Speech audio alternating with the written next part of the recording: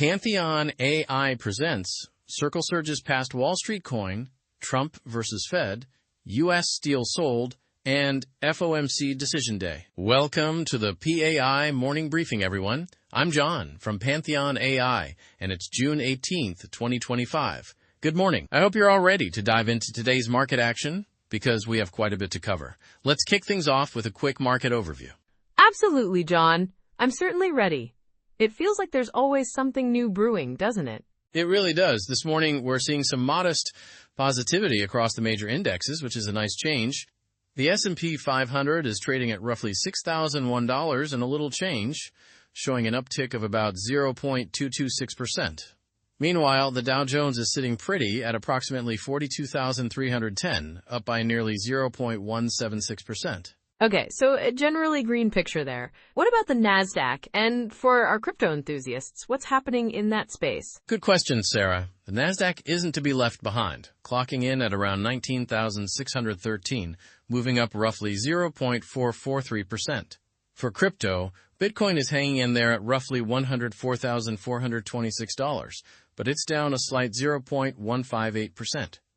And Ethereum? Just about $2,500, under 0.5% lower. So a bit of a mixed bag on the digital asset front. Interesting. So even though these moves might seem like small ripples, especially in crypto, they really do signal an underlying shift in investor sentiment, don't they? That's what we'll be exploring deeper today. Exactly.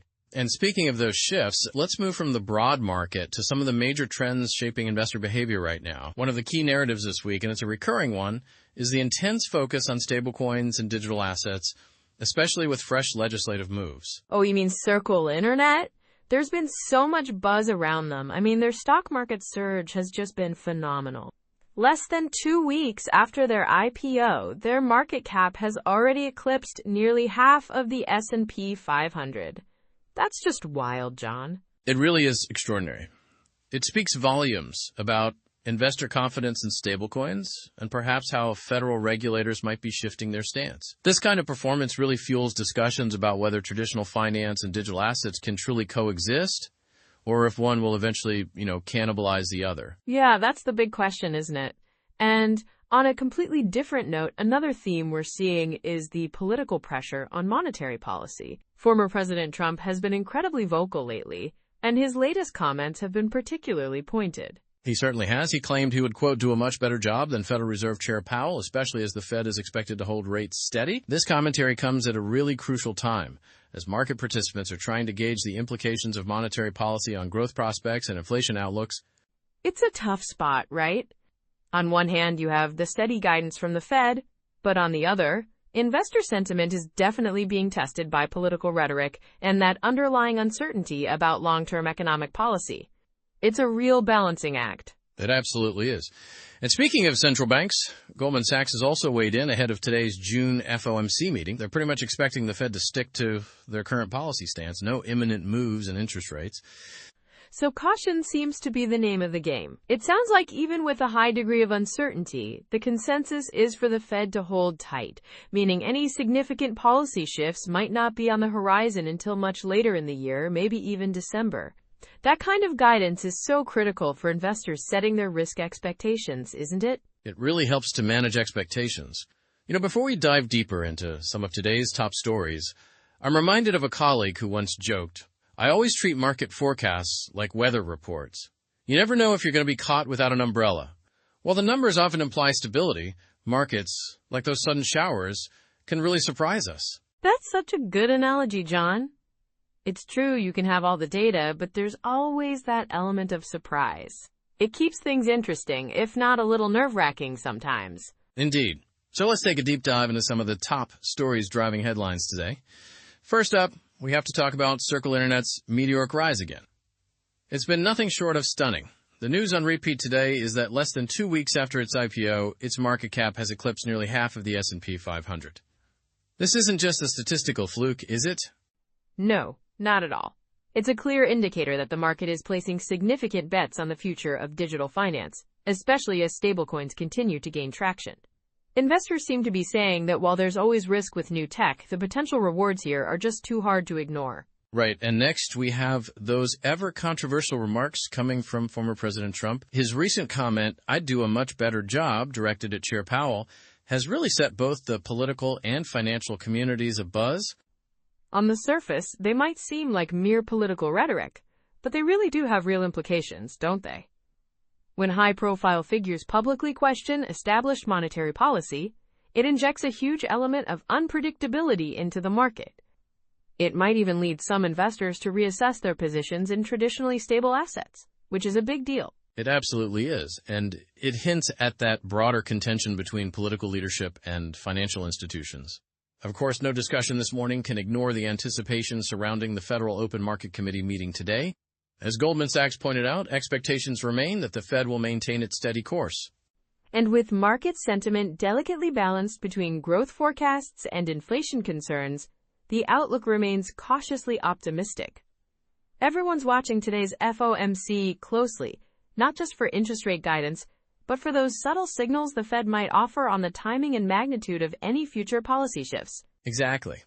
Now, in another big headline, we're seeing some significant corporate maneuvers. Nippon Steel's recent acquisition of U.S. Steel for $14 billion, analysts are calling this historic, has really captured the attention of the industrial sector. That's huge. It not only signifies a strategic partnership, but also embodies that wave of cross-border consolidation that's becoming so common in today's global economy. For many in energy and manufacturing, it's a clear indicator that companies are gearing up for tougher competition and seeking deeper operational synergies across continents. It really is. And a related point that's been resonating among investors is this broader theme of mergers and acquisitions in traditional industries. When companies take bold steps like these, it makes you wonder, is it the old guard adapting to a new reality, or just opportunistic expansion? It's probably a bit of both, honestly. Either way, it's a story that definitely calls for closer scrutiny as we track sector performances in the coming months. What else is intriguing you this morning, John? Well, moving on to another intriguing narrative, there's the convergence of technology and finance. We've seen a noticeable uptick in investments in tech-related finance sectors, especially with the growing interest in stablecoins and blockchain technologies. Yeah, it's like digital assets are starting to reshape investor portfolios in a way that really defies those traditional boundaries between tech and finance. As investors become more digitally savvy, those lines are just blurring, aren't they? It raises an important question.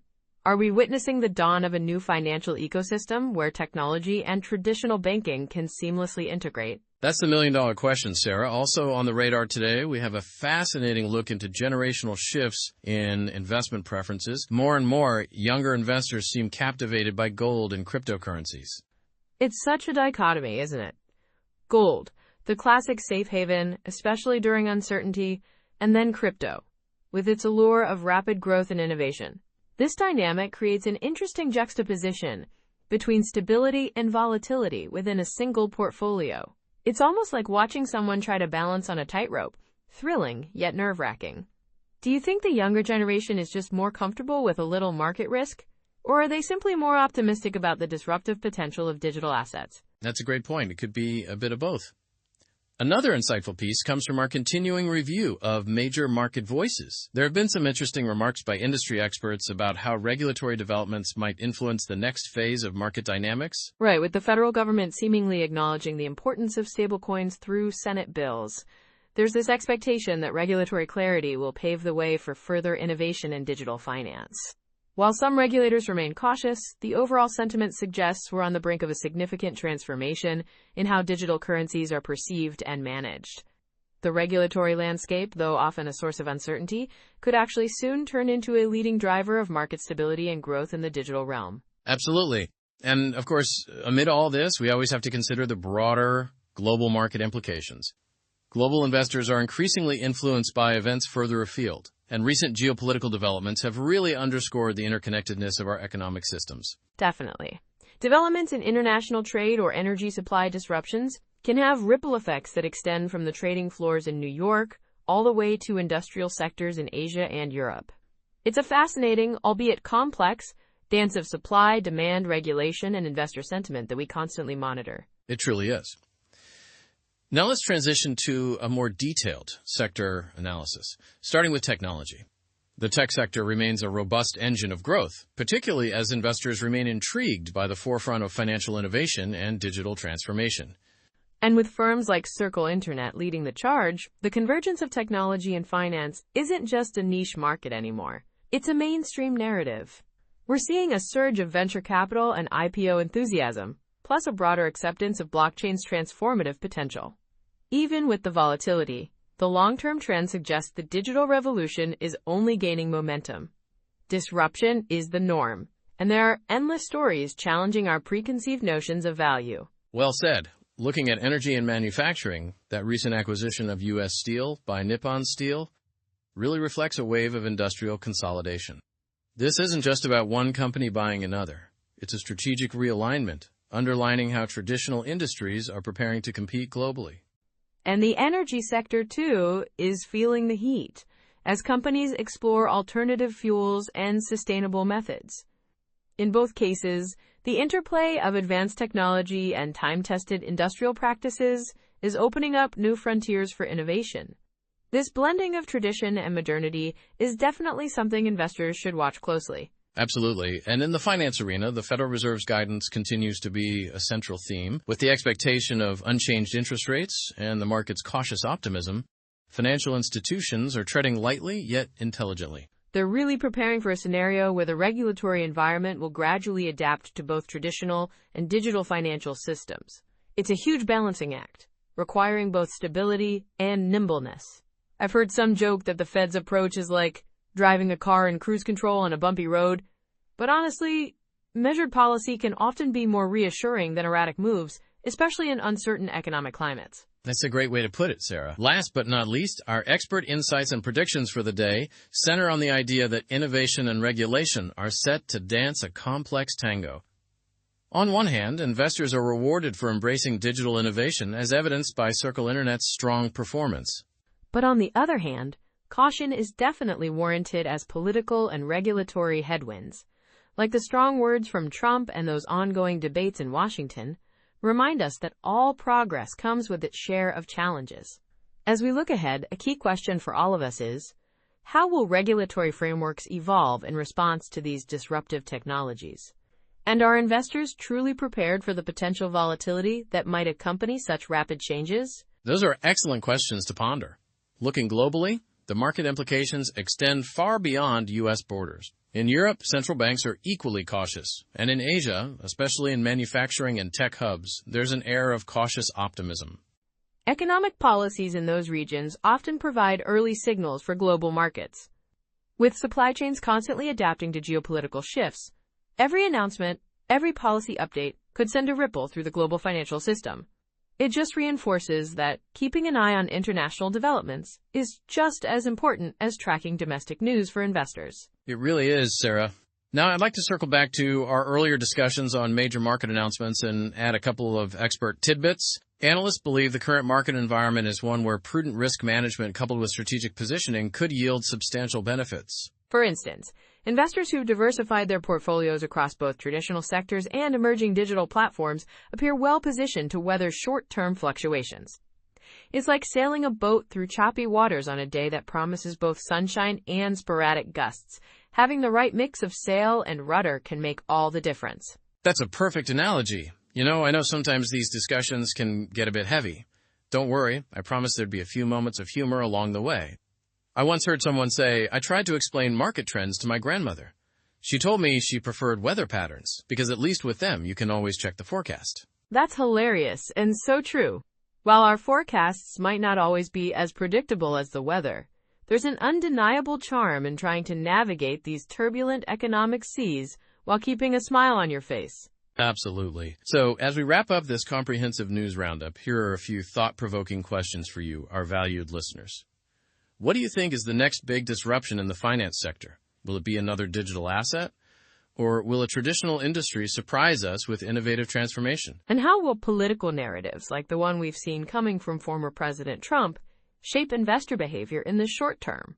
And finally, in a world where global events and national policies are so closely intertwined, how are you positioning your portfolio for the unexpected? Before I sign off, let's summarize the key takeaways from today's briefing. First, While the major indexes show modest gains, the underlying message is one of cautious optimism with a keen eye on both political influences and regulatory shifts. Second, stories like the rocket-like surge of Circle Internet underscore the disruptive potential in digital finance, while political rhetoric surrounding Fed policies reminds us to always be ready for market volatility. And third, significant corporate actions, such as Nippon Steel's acquisition of U.S. Steel, chart the course for increased consolidation in traditional industries, suggesting that in times of uncertainty, strategic alliances are more important than ever.